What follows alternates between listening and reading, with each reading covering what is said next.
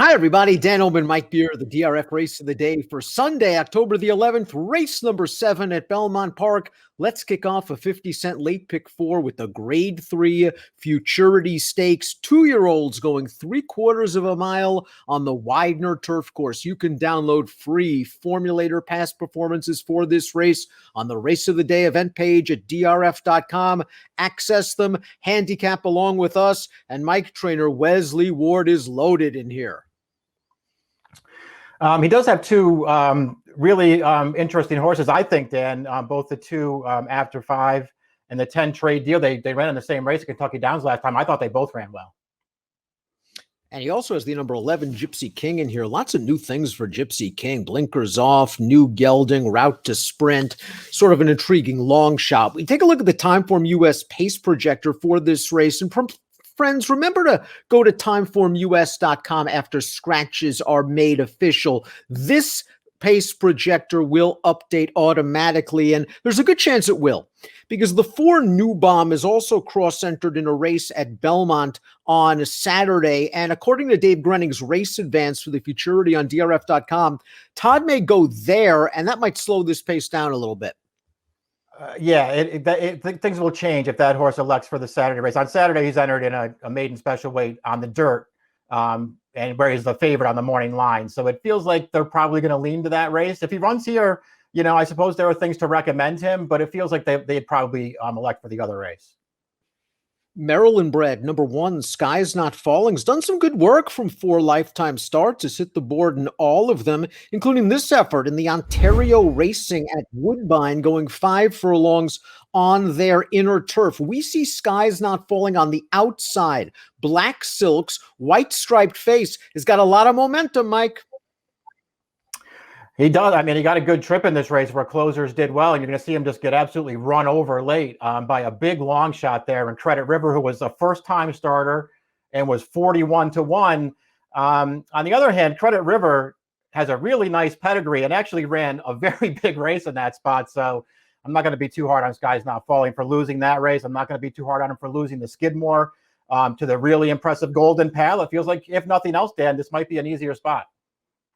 Not only did he face Golden Pal, Fauci, the runner-up, came back to run second in a stake at Kentucky Downs with an 81 buyer. So that Skidmore looks like a nice race. In the video we just watched, maybe it was just a situation where the last run was the best run. But did you get a feeling that once Sky's Not Falling made the lead, maybe he started to pull himself up a little bit?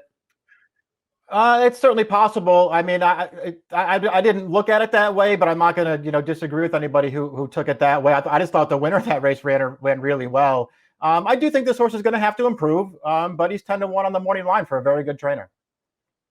One of the Wesley Ward train runners is the number 2 After 5, who is still a maiden, but just lost by a scant nose in his debut to Trade Deal. After 5 was very, very wide in the early portion of that race, Mike, and off the pace and extremely wide turning into the stretch. He lost a lot of ground, and I wonder if you switch the trips, you switch the result.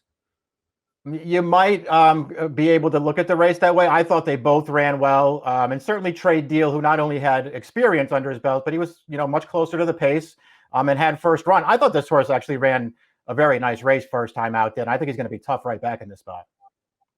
Speaking of long shot winners, the 3 2nd of July made his career debut for Phil Gleaves at 68-1. He won.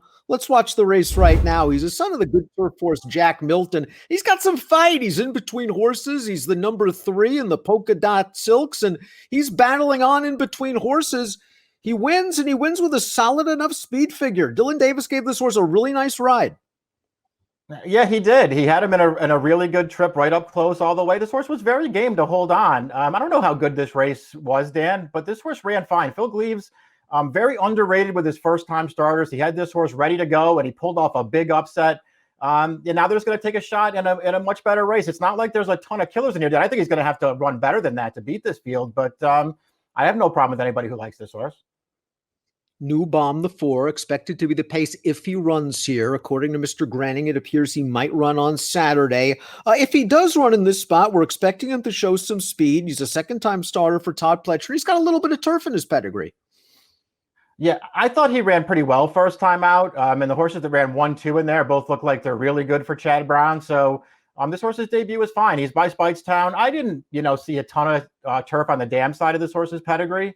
But, Pletcher must have seen something to even take a look at this race. The 5 and the 6 are entered main track only, so we'll move to the 7, Bright Devil, making his first start in North America for Mark Casse. He was just in too tough last time out in a group race in England. The runner-up coming back to run second in a Group 2. The 5th place horse coming back to win a Group 2 in France. This is a much easier spot for him, and I think firm ground is probably what he's been waiting for. That's probably true. He did win first time out where they just made it to the early lead at a big price and wired that field. He didn't run as nearly as well in his last 2 starts there, but they were just such better fields and tougher races that, I guess I don't want to be too hard on him for those efforts. I don't love this horse in here, but I won't be surprised when he runs better. County Final is a little bit of early speed, and it's possible he was just compromised by the soft turf course at Kentucky Downs last time out. The 5th place horse of that race came back to win the Indian Summer at Keeneland over firmer turf with an 82 buyer. On his one firm turf race, his career debut, he was very fast out of there. He looked good. Something tells me there are other speeds, especially the extremely quick Momos to the outside, that could compromise him. That was my thought as well. Obviously, this horse is running actually pretty well in all 4 of his starts so far.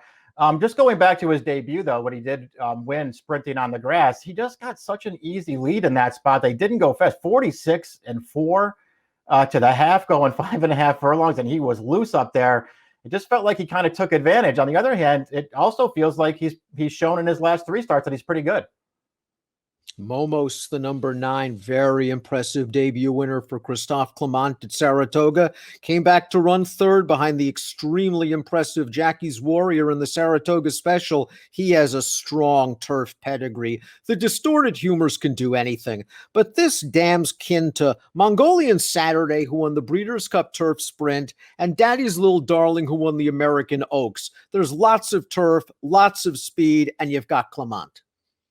Yeah, all those things just sort of add up to a horse who looks like a real contender in here. We'll see what happens. His debut I thought was good, Danny. They debuted him early in the Saratoga meet. He had really good speed, just faster than the other horses who also were trying to make the lead. And he was pretty impressive winning. He didn't embarrass himself last time. He was never going to beat Jackie's Warrior, but didn't embarrass himself at all. And he is bred for turf. You already mentioned his pedigree, which is a good one. And Clement, not only is he on a real roll right now, he's got great numbers with horses like this. You mentioned Trade Deal's race at Kentucky Downs where he got the jump on his main competition. We're going to watch that race right now. The 2 war horses battling it out to the wire. And Trade Deal, Mike, his tactical speed came in very handy in this race. He's in the Ramsey colors. He gets the jump on the other horse. He's going to be down inside, and he's very, very game. The tactical speed could work out very, very well in here. If the 9, the 8, and somebody else goes, he could be sitting outside in the catbird seat under Junior Alvarado. Very game on the inside is Trade Deal. Yeah, it's certainly an advantage to have that kind of tactical speed. And you're right, he's very game here because, as we already talked about with After 5, who ran a really good race there. He was basically on even terms with this horse from a long way out. And Trade Deal, to his credit, would not let that horse get by. That was a very nice effort. And he's a bigger price on the morning line than his stablemate. And as for Gypsy King, he's the bigger price than all of the Ward-trained horses. He just went too fast at a distance too long last time out at Kentucky Downs and might have been tough from a class standpoint as well. I like them cutting back in distance. I like that they're taking the blinkers off. I don't believe he's as fast as some of these other horses, so he's probably going to have to rate and finish, something he's never done before. But at these odds, you can take a gamble that'll at least give it a good go. Yeah, that's exactly right. He's going to be a really good price in this race. And he has, that 1 race 2 back. I realize he got loose on the lead at Ellis Park, but that race, sort of gives him a look in this race. And if he can take a step forward on the cutback, you'll get rewarded if you're right. Top pick time for the Grade 3 Futurity, our Sunday race of the day. You're going with Momos. He's faced the best competition. He's faced Jackie's Warrior, who's going to be the big favorite in the Champagne on Saturday. He's bred for turf. And I think if the 4 doesn't run in here, he's the speed. Yeah, some questions, I suppose, about surface, but he's not going to be the favorite in this race. He's run really well in his 2 starts. He's bred for turf. And again, Clement just has a really strong record with horses like this. I think the 2 after 5 did enough good things in his debut over a quirky European-style turf course against a more experienced runner with better tactical speed. I think with that experience under his girth, he's going to do a lot better. I think this pace could be real solid for him. I think he'll come with a good, solid late run. 2:11, 10:8 for me, 9:2, 10:8 for Mike. It's the Grade 3 Futurity. It's your DRF race of the day for Sunday, October the 11th, and race number 7 is an approximate post of 4:12 Eastern. Good luck.